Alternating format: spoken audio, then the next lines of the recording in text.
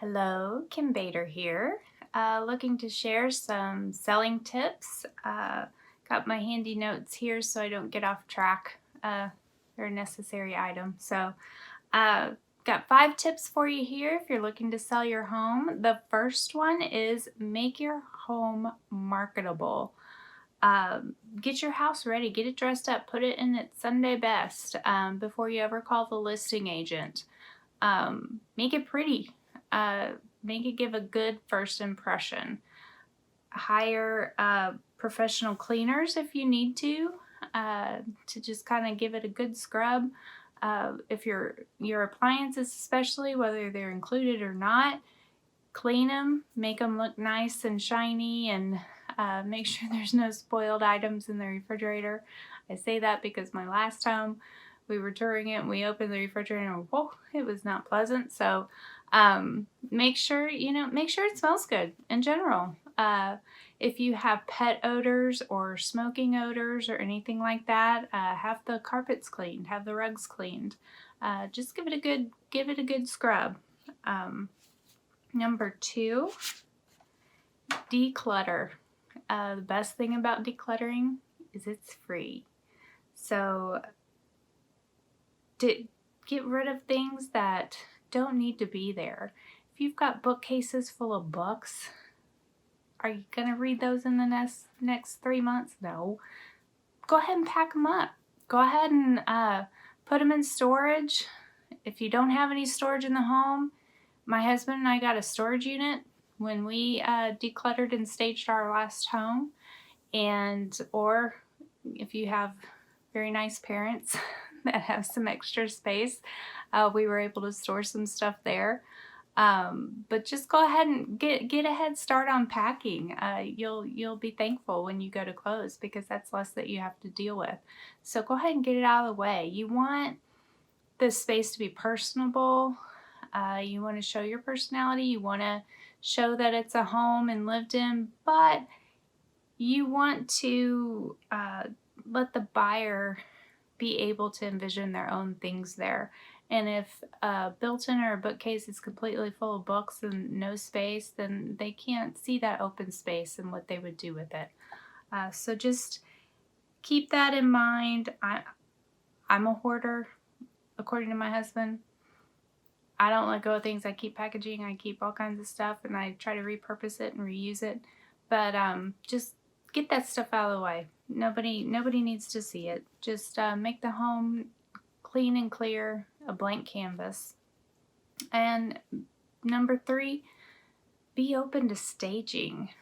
Staging has made a huge difference in home sales. It made a difference in my own home, my last home. I was open to staging. They had a stager come in and tell me, let's get rid of that. Let's move this here. What pictures to keep, what pictures not to keep. It can make a huge difference. And our house sold in 2 weeks. 2 weeks. First person that looked at it bought it. And so staging can be a game changer. You want to kind of create buyer envy. So you want a buyer to come in and look at your space and see a nice outdoor space setting and nice open spaces, family spaces, a beautiful kitchen, a nice shiny bathroom, and kind of have buyer envy, like, I want to live here, So be open to staging. It will accentuate the positive and downplay the negative. If you have a huge island that's awesome and beautiful in your kitchen, and that it would be a big selling point, let's upplay it. Let's make it look nice. Let's make it functional. If you have a tiny laundry room, yeah, we'll make it look organized and kind of downplay that it's a tiny laundry room to where you don't necessarily realize it. So be open to staging. It's a huge game changer, and I love staging and can help with that as well. So don't get into playing the pricing game.